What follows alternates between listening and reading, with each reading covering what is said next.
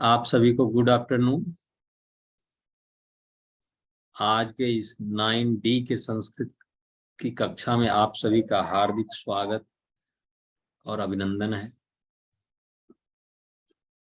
आप सभी को ढेर सारी बधाइयाँ कि आप लोग 9 कक्षा में संस्कृत पढ़ने के लिए ऑनलाइन उपस्थित हुए हैं, वर्चुअल माध्यम से। यह सब प्रकृति की देन है। हम लोग अभी पुस्तक पढ़ेंगे। पुस्तक तो अभी बहुतों के पास नहीं है, नई पुस्तक आई है मणिका, तो उसका मैं PDF शेयर कर रहा हूँ। उस PDF के सहारे आप सभी लाभान्वित होंगे और मैं उम्मीद करता हूं कि कोई भी उसमें असुविधा नहीं होगी और ना ही कोई डिस्टर्ब करने की कोशिश करेगा।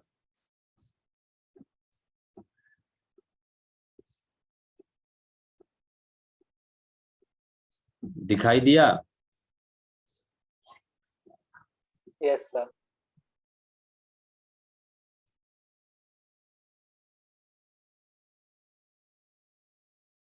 यहाँ पर देखिए, सबसे पहले वंदना दिया हुआ।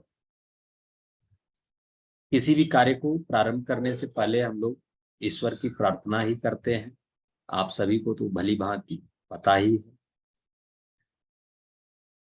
तो जब हम लोग 9 क्लास में संस्कृत पढ़ने जा रहे हैं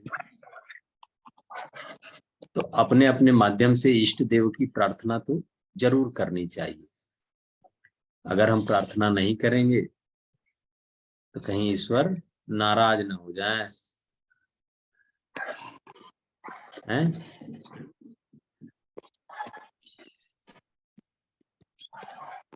तो वंदना सबसे पहले दिया रहता है कि मैं किसी भी कार्य को प्रारंभ करने जा रहा हूं तो हे ईश्वर, हे प्रभु, हमारा यह कार्य पूर्णतः निर्विघ्न रहे, यानी किसी भी प्रकार का विघ्न या बाधा या रुकावट इसमें ना आवे।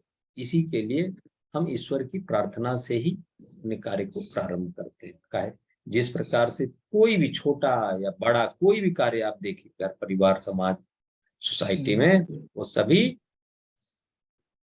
क्या होता है, ईश्वर की प्रार्थना से ही प्रारंभ होता है। किसी भी ईश्वर की प्रार्थना, जो भी आप मानते हैं कि हमारे ईश्वर हैं, उनकी हम क्या करते हैं, अपने अपने तरीके से प्रार्थना कर ही लेते हैं। तो यहाँ भी वंदना दी हुई है। वंदना के माध्यम से आप ईश्वर की प्रार्थना करेंगे। क्या करेंगे? तमीश्वराणाम परमं महेश्वरम तम देवतानां परमं च दैवतम पतिं पतीनां परमं परस्तात् वेदां देवं भुवनेशमिंग्यम्। तमीश्वराणां परमं महेश्वरम तम देवतानां परमं च दैवतम पतिं पतीनां परमं परस्तात् विदां देवं भुवनेशमिंद्यम्। है ना? भुवनेश, भुवन प्लस ईश, भुवनेशम लिखा हुआ। भुवन मतलब क्या होता है? संसार। भुवन मतलब संसार। भुवन प्लस ईसम, भुवनेशम, यानी इस संसार का स्वामी। इड्यम, इड्यम क्या? स्तुति करने योग्य। भुवनेश इड्यम, भुवनेशम इड्यम, यानी इस संसार में। ये कौन है जो आवाज आ रही है भाई?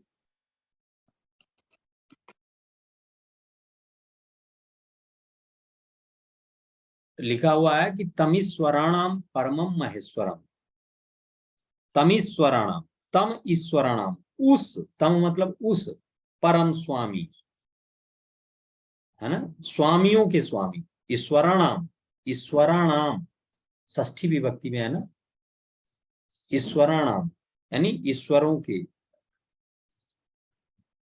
तम परम ईश्वरम, तम परम ईश्वरम, यानी उस परम स्वामी तथा देवताओं के देवता, तम देवता नाम परमम च देवता, उस देवताओं के परम देवता, पतिम पति नाम परमम परस्तात्, तो पतियों के पति, परम पति लिखा हुआ है, परम पति, इस संसार के परे निवास करने वाले, परस्तात्, परस्तात् यानी अलग निवास करने वाले, स्तुति करने योग्य, स्तुति करने योग्य, डीयम जो लिखा हुआ है, इडियम स्तुति करने योग्य, संसार के स्वामी दिव्य गुणों से युक्त परमात्मा को हम जाने, विदाम, देवम विदाम, हम जाने,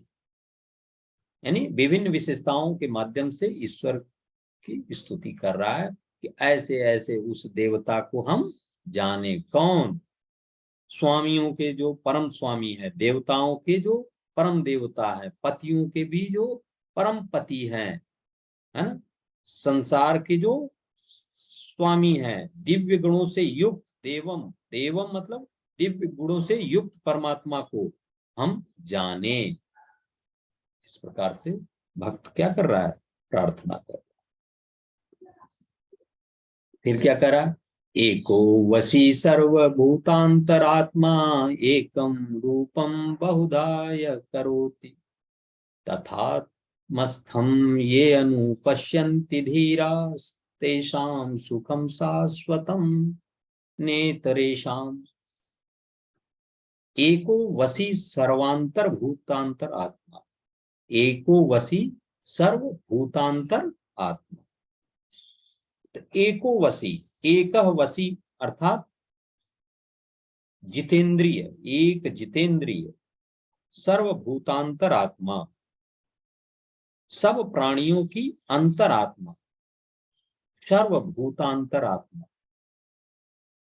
एक जितेंद्रिय और सभी की प्राणियों की अंतरात्मा, एकम रूपम बहुधा यह करोति, जो एक रूप को अनेकों रूप में परिवर्तित करने वाला है। एकम रूपम बहुधा यह करोति, यह अर्थात जो करता है, कौन? ईश्वर के बारे में कह रहा है। एकम रूपम बहुधा यह करोति, जो एक रूप को अनेक रूपों में भी परिवर्तित कर देता है ना। तो तम, तम आत्मस्थम, तो तम मतलब उसको क्या करते हैं? ये धीरा, ये धीरा जो बुद्धिमान लोग है ना, आत्मस्थम अनुपश्यन्ति, अनुपश्यन्ति अनुष्ठान पूर्वक अपनी आत्मा में स्थित देखते हैं, अपनी आत्मा में स्थिर देखते हैं, उन्हें अस्थाई सुख प्राप्त होता है, दूसरों को नहीं। किसको? जो जितेंद्रिय होते हैं, जो सभी प्राणियों की अंतरात्मा को एक रूप को अनेक रूपों में धारण करता है, उसको जो बुद्धिमान लोग अनुष्ठान पूर्वक, ऐसे ईश्वर को जो अनुष्ठान पूर्वक अपनी आत्मा में स्थित देखते हैं, उन्हें ही सुख प्राप्त होता है, दूसरों को नहीं। तेसाम शाश्वतम सुखम, तेसाम शाश्वतम सुखम न इतरेसाम, नीचे लिखा हुआ है ना तेसाम, तो वहां पर तेसाम पढ़ेंगे, तेसाम सुखम शाश्वतम न इतरेसाम, न कि इससे इतर। तो जो जितेंद्रिय सभी प्राणियों की अंतरात्मा को जो एक रूप होते हुए भी अनेकों रूपों में जो परिवर्तित कर देता है, उसको जो बुद्धिमान लोग अपने अंदर स्थित है, ये अनुपश्यन्ति धीरा, जो बुद्धिमान लोग अपने अंदर उपस्थित देखते हैं, उन्हें ही तेसाम, उन्हें ही सुखम शाश्वतम, संसार का सुख प्राप्त होता है, दूसरों को नहीं, न इतरेशा, दूसरों को नहीं, ऐसा बोल रहा है।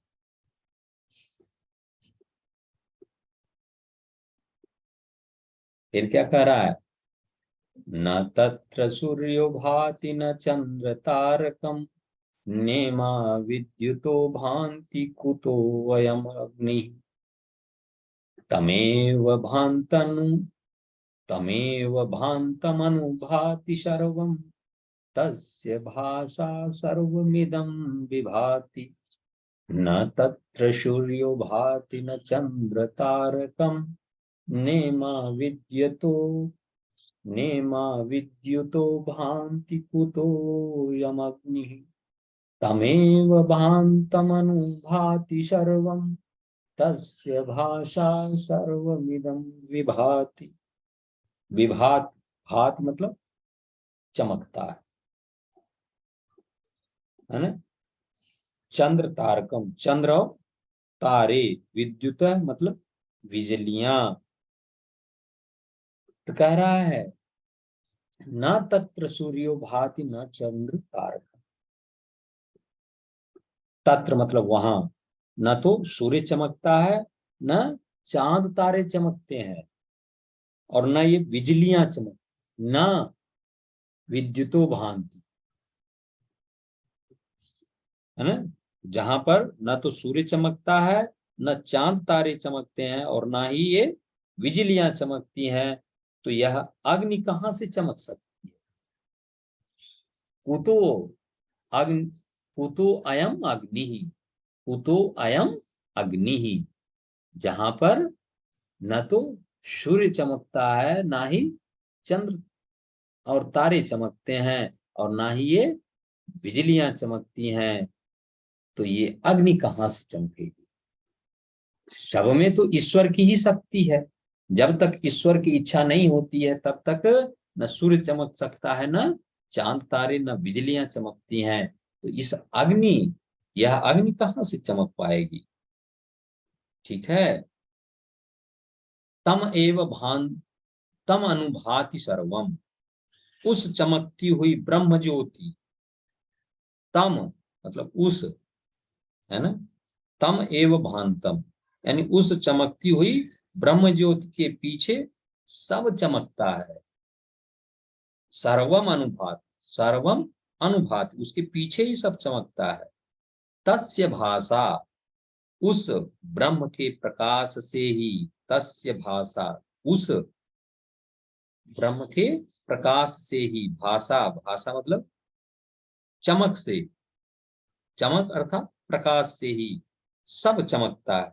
इदम सर्वम विभाति, इदम सर्वम विभाति, सर्वमिदम विभाति लिखा हुआ, तो इदम सर्वम विभाति, यह सब चमकता है। यानी ईश्वर की इच्छा के बिना कुछ नहीं होने वाला है। सब जो कुछ भी आप चमक दिखाई दे रहा है चमकता हुआ, वह सब ईश्वर की ही देन है। न तत्र सूर्यो भाति न चंद्र तारकम, नेमा विद्युतो भांति कुतो अयम अग्निः, तमेव भान्तम अनुभाति सर्वम, तस्य भाषा सर्वमिदं विभाति। कह रहे हैं कि वहां न सूर्य चमकता है, न चंद्र तारे चमकते हैं, न तो चंद्रमा चमकता है, ना ही तारे चमकते हैं, और ना ही ये बिजलियां चमकती हैं। तो यह अग्नि कहां से चमक सकती है। उस चमकती हुई ब्रह्म ज्योति के पीछे ही सब चमकता है। उस ब्रह्म के प्रकाश से ही यह सब चमकता है। उस, वह जब तक प्रकाशमान है तभी तक सब कुछ प्रकाश तो हो सकता है, अर्थात बिना उसकी इच्छा के कुछ नहीं होगा।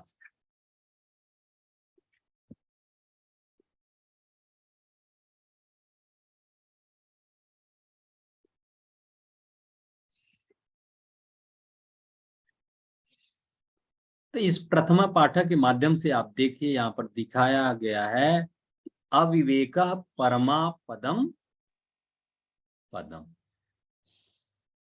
अविवेकः परम आपदाम पदम। अविवेकः परम आपदाम पदम। चित्र में भी देखिए, चित्र के माध्यम से भी आपको तो बहुत कुछ ज्ञात हो जाता है।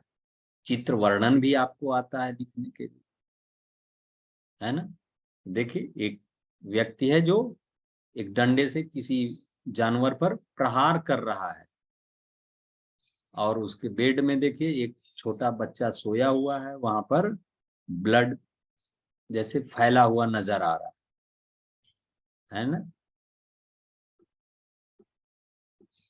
तो यहाँ पर इस शीर्षक के माध्यम से देखिए कि क्या कहना चाह रहा है कवि। अविवेक परमा परम आपदाम पदम।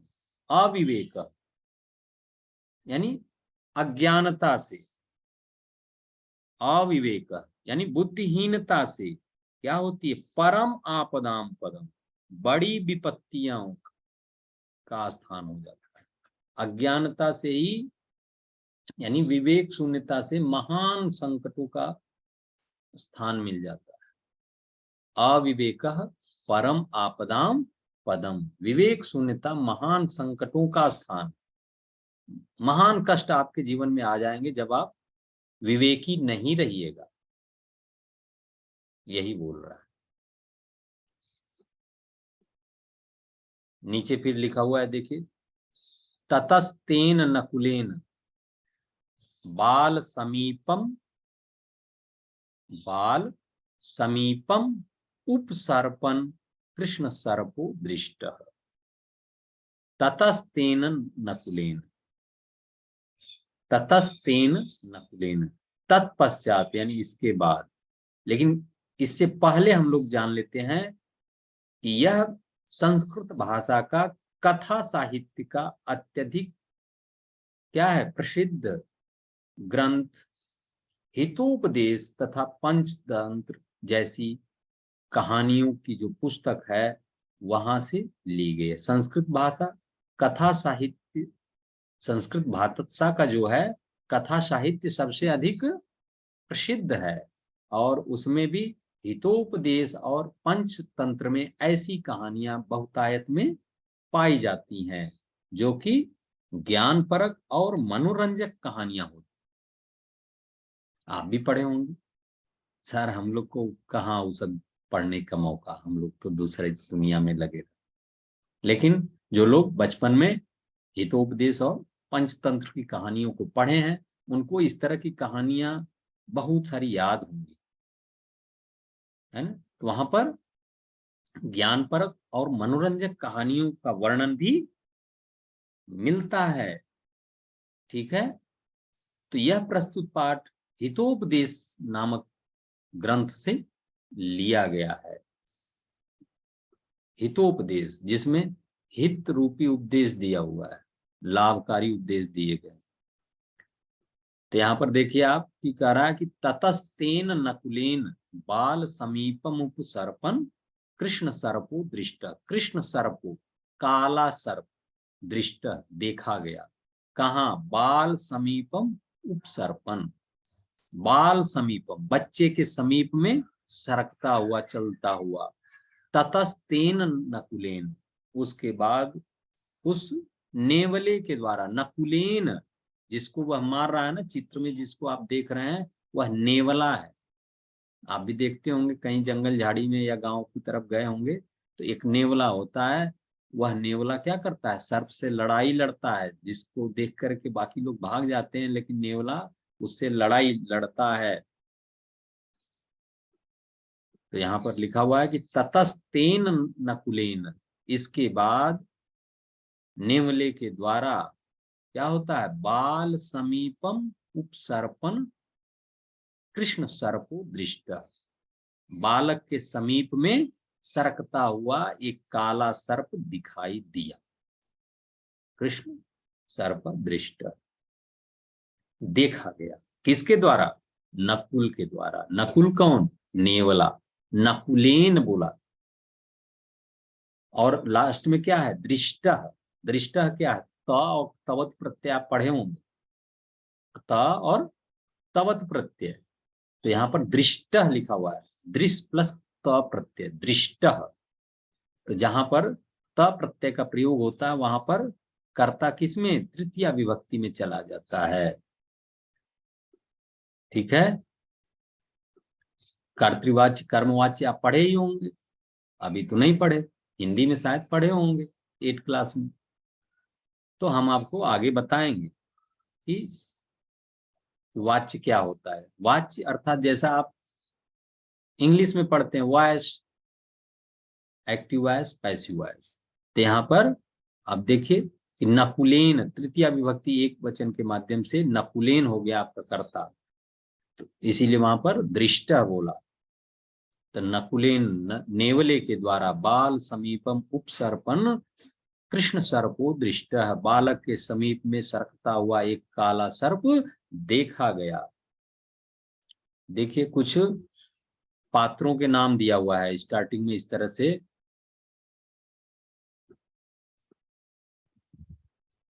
ठीक है, दिखाई दिया।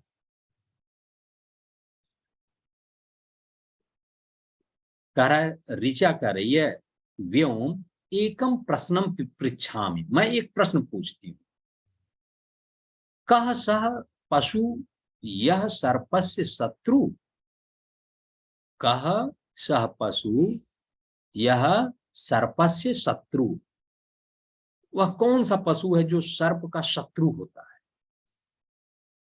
व्योम कह रहा है, ऋचे, हे ऋचा, गरुण सर्पम भक्षयति, गरुण पक्षी सर्प को खाता है, मयूर अपि अहिभुक कथ्यते, मोर को भी सांप खाने वाला कहा जाता है। अहिभुक, अहिभुक मतलब सांप को खाने वाला, कथ्यते कहते हैं, तो कह रहा कि मोर भी सांप खाने वाला कहा जाता है।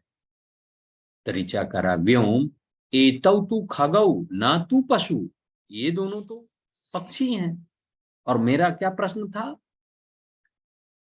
कि कह सह पशु, वह कौन सा पशु है, यह सर्पस्य शत्रु, जो सांप का शत्रु है। तो यहाँ पर दोनों तो खग हैं यानी पक्षी हैं, वह तो पशु है नहीं।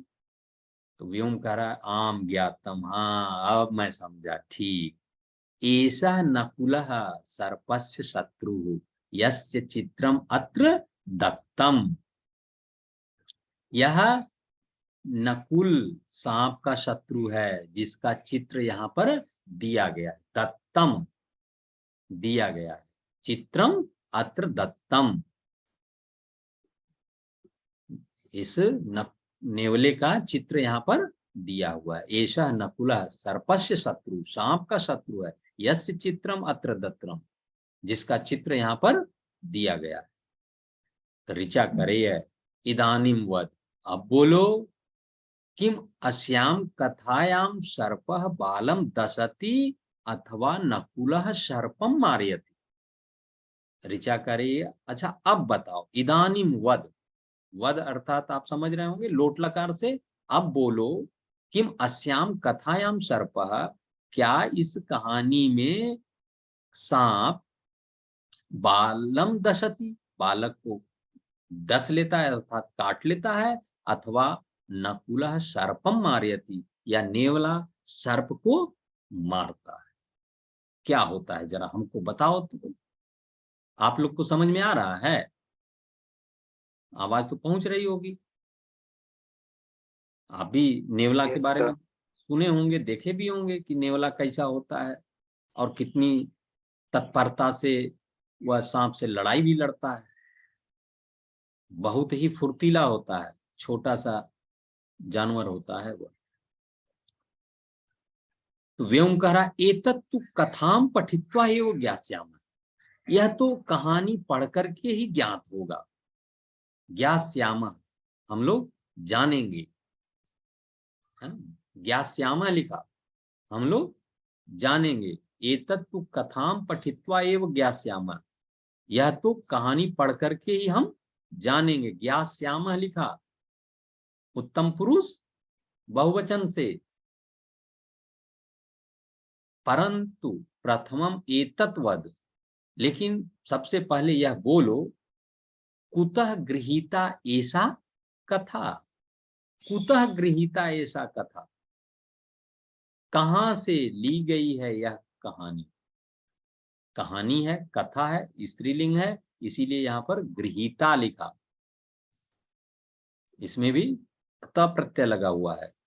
तो क्त प्रत्यय क्या करता है, पुल्लिंग और स्त्रीलिंग और नपुंसकलिंग में अलग अलग रूपों में आता है। जैसे आप पढ़े होंगे कभी गतः गता गतम, तो यहाँ पर भी गृहीतः गृहीता, तो कथा है इसलिए गृहीता लिखा कि कुतः गृहीता ऐसा कथा, यह कहानी कहां से ली गई है। तो ऋचा करे, मम आचार्य अकथयत, मेरे आचार्य के द्वारा यह कहा गया, ऐसा कथा हितोपदेशात गृहीता, यह कहानी हितोपदेश से ली गई है। हितोपदेश, तत्र अनेका मनोरंजका नीति कथा सन्ति, वहां पर बहुत सारी मनोरंजक और नीति परक कहानियां हैं, वहीं से यह ली गई। तो व्योमकर बाढ़म, बहुत अच्छा भाई, वेरी गुड। पाठम पठित्वा तव प्रश्नस्य उत्तरम दास्यामि, पाठ को पढ़ करके तुम्हारे प्रश्नों के उत्तर दूंगा। पाठम पठित्वा तव प्रश्नस्य उत्तरम दास्यामि, मैं पाठ को पढ़ करके तुम्हारे प्रश्नों के उत्तर दूंगा। तो ऋचा करी, शोभनम, बहुत अच्छा, शोभनम बहुत अच्छा, अधुना पाठम पठामा, अब हम लोग पाठ पढ़ेंगे। तो आप लोग भी पढ़ेंगे पाठ कि नहीं पढ़ेंगे? बोल नहीं रहा है। पढ़ेंगे। तो अभी तक तो ये समझो कि इंट्रोडक्शन था, अब रियल कहानी शुरू हुई। तो कह रहा कि अस्त उज्जैन्याम माधव नाम विप्रः, अस्ति उज्जैन्याम माधव नाम विप्रः। विप्रः मतलब क्या, ब्राह्मण। उज्जैनी में, उज्जैन में था, उज्जैन जहां महाकाल का मंदिर है जी। तो उज्जैन्याम माधव नाम विप्रः अस्ति, यानी कि उज्जैन में माधव नाम का एक ब्राह्मण है, अस्ति है ना। एकदा तस्य भार्या, भार्या अर्थात पत्नी, एक बार उसकी पत्नी। अच्छा, स्व बालापत्यस्य रक्षार्थम तम अवस्थाप्य स्नातुं गता। तो एकदा तस्य भार्या, एक बार उसकी पत्नी, स्व